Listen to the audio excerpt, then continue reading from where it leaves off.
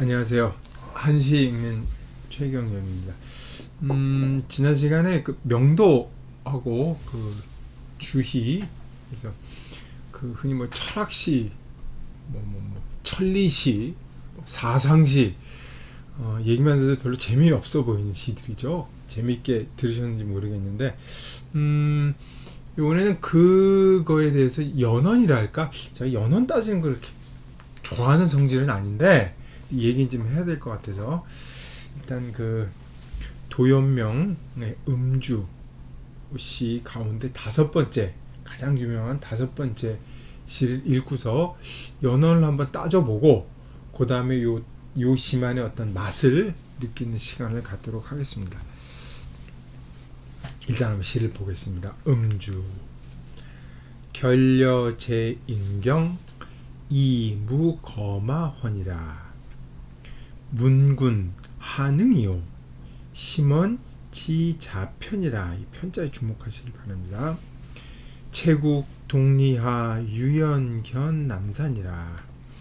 산기 일석다 비조 상여하니라. 차중유 진의 진의나 욕변 이 망언이라. 뭐 대충 해석을 해보자면 인경이죠. 인경, 사람 사는 곳, 남들 사는 곳, 사람 사는 곳에 그 오두막을 짓고 산다는 얘기죠. 오두막을 지어서 사람 사는 곳에 지내는데도 이자서 지내는데도 수레며 말이 시끄럽게 구는 소리가 없다. 요거 교묘한 말이죠. 사람이 이렇게 많은 지역 속세에 살고 마을에 살면 이 시끄러운 소음이 들리기 마련인데 시끄러운 소리가 없다 그랬어요. 시저 화자가 이제 그렇게 얘기를 하는 거죠. 문군 한응이, 그대에게 묻느니 어떻게 그럴 수 있어?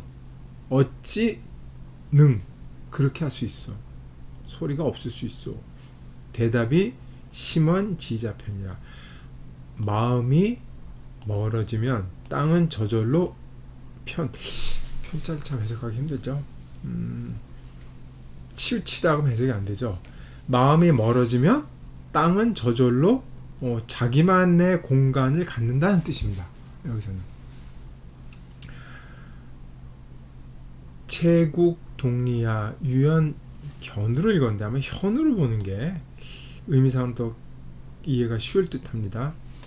동쪽 울타리 아래에서 국화를 따서 국화를 이렇게 따고 있는데 국화를 꺾으니 아득히 저 먼 곳에 남산이 눈에 들어온다는 거죠.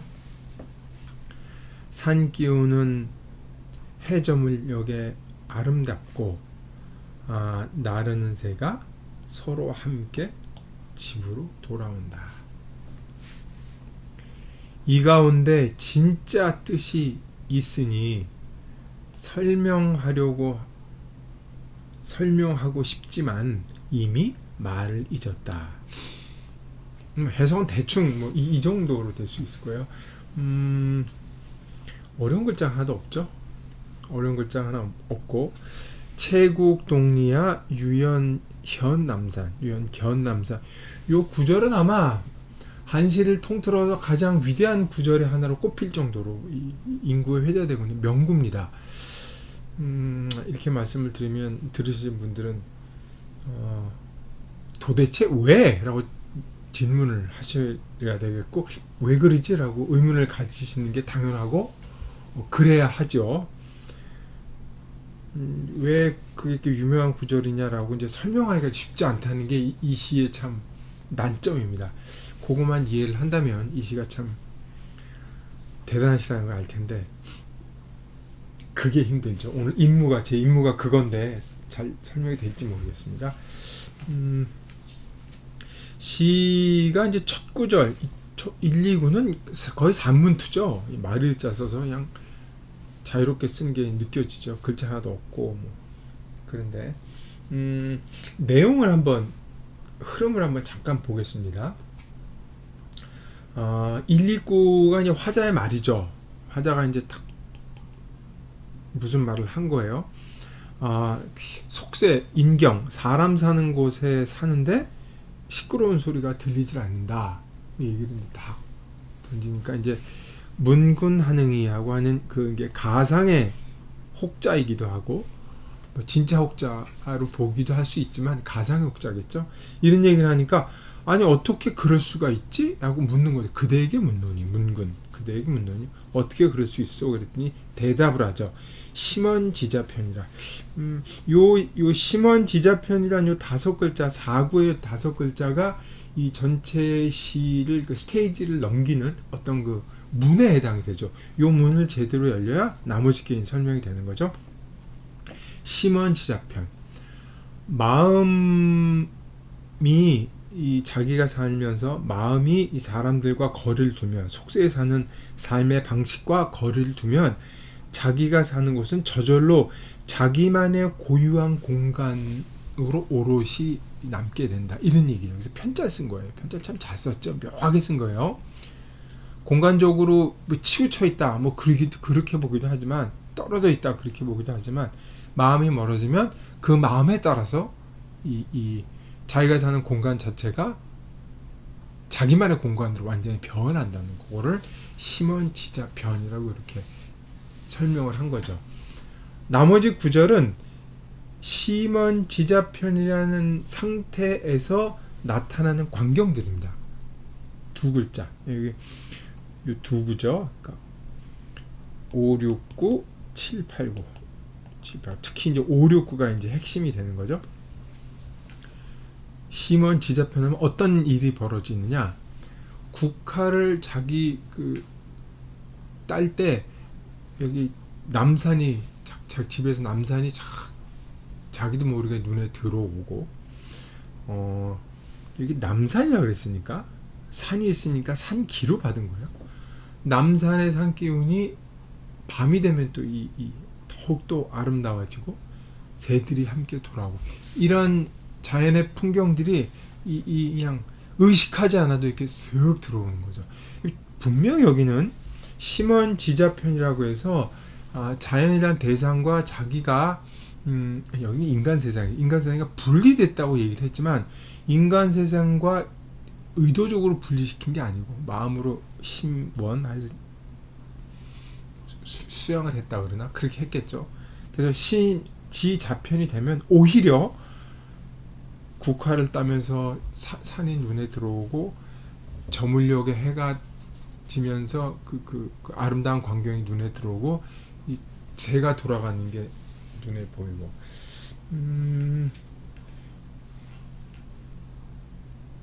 이거는 이제 무거마혼이라고 얘기한 것의 시 구성을 보면 이것에 이게 다시 구체적인 표현이라고 볼 수가 있죠. 시끄러운 소리가 없어지고 고요해지고 마음이 차분해지니까 이런 광경이 비로소 들어온다고 얘기를 할 수가 있지만 여기서는 단순한 동어 반복에 그치지 않죠. 도요미 국화를 아주 좋아했죠. 국화를 좋아했습니다. 그래서 국화를 왜 좋아했죠? 여기 이제 음주 다른 시에 보면 이제 국화를 따서 술 마실 때 탁 띄운다는 거죠. 멋진 것 같지 않습니까? 이게 저같이 속물들은 이제 그런 얘기를 하는 거죠. 술 위에 띄우려고 국화를 탁 따는 거죠. 그 마음이 참 멋지죠. 그리고 남산은 자기가 보고 싶어서 내가 산을 좋아하니까 푸른 산을 보겠다 그런 게 아니라 자기도 모르게 산이 눈에 싹 스며들고 그리고 노을력이 됐을 때 남산이 있고 여기 산기가 아름답다 그랬는데 사실 산기가 아름답지 않은지는 모르죠. 풍경은 풍경일 뿐인데 아름답다고 느끼는 마음 상태 가짜임이 작자의 심리 상태가 들어가 있는 거죠. 이제 제 집으로 돌아가는 새들 새의 이미지가 여기 이제 자주 도연명시에 나오는데 다른 음주시에서는 이 도연명의 그 새만 가지고 쓴 시가 또 하나 있어요. 그건 그때 가서 한번 읽을 텐데 여튼 새 얘기가 이렇게 나오죠. 이런 것들은 당연하다면 당연할 수밖에 없는 자연의 일상적인 모습입니다. 근데 그걸 자연 그대로 볼 수 있는 마음 상태, 여기에 이 핵심이 있다고 저는 생각을 해요. 사실 그 너무 당연한 얘기인데 살면서 하늘 한번 제대로 보기 힘들고 뭐 여러 가지 쫓기죠. 가난에, 명예에, 뭐 여러 가지 쫓기는데, 그래서 자기가 이 자연과 같이 살고 자연 속에 있다는 걸 깨닫는 시간이 거의 없죠. 근데 그거를 깨달았다고 해야 되나? 그 상태를 진술했다고 볼 수가 있습니다. 비밀이란 게 사실 알고 나면 다 재미없는데 그렇게 볼 수 있는 거죠. 그거를 도요명은 진의라고 표현을 한 거죠. 진실된 뜻이라고.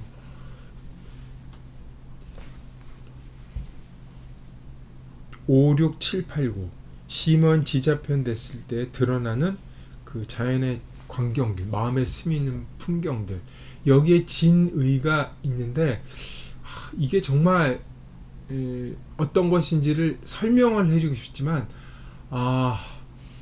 그건 말로 할 수 있는 게 아니고 이미 자기는 그 풍경 속에 완전히 젖어 있기 때문에 말을 잊었다고 얘기를 하는 거죠. 이 시가 뛰어난 이유는 말을 해서 사람들한테 설명해줘야 그런 게 아니라 그걸 느끼게 해준다는 데 있습니다. 그래서 이 시가 머리는 이해를 해도 마음으로 느끼는 순간까지 가야 이 시가 참 멋지다라는 시 같은 생각이 드는데 그게 어렵죠. 그건 마지막 두 구절에 이렇게 설명을 한 겁니다. 사실 그 말로 할 수는 있겠지만 말할 수가 없는 경지죠. 자연스럽게 순간적으로 느낄 수 있는 합일, 순간의 합일, 그거를 전 드러냈다고 생각을 하거든요. 장자에 보면 장자와 가장 친한 해시와 장자가 이제 호라고 하는 물가에서 호상이죠. 호상지담. 호라고 하는 물가에서 이제 얘기를 하죠. 장자가 물고기가 노는 걸 보고 시어지락이라, 물고기가 즐겁게 노는 거다. 이것이 물고기의 즐거움이라 그랬더니 이 해자가 너는 물고기가 아닌데 물고기의 즐거움을 어떻게 알아? 그래서 이제 논변을 벌이기 시작하죠. 거기서 이제 장자가 멋지게 논파를 하는데 거기서 핵심은 그거거든요. 해시 너는 무슨 얘기를 하고 남들과 토론을 하면 늘 그걸 분석적으로 따지고 인식하려고 지식 차원으로 한 생각을 한다는 거죠. 근데 장자는 네가 모르는 부분이 있다. 즉 지식을 넘어서는 어떤 경지가 있는데 그것은 자연과 합일이 되는 경지다. 그 합일이 되는 경지를 나는 물고기의 즐거움이라고 얘기한 것이다. 라는 투로 얘기를 하죠. 그 부분이 참 아주 기가 막힌데 전 음주 실림은 그거를 생각을 하는 거죠. 자연과 합일이 되고 인간은 자연 속의 한 존재라는 것을 각성하는 순간적인 그 느낌, 참 말로 설명하기가 쉽지 않죠.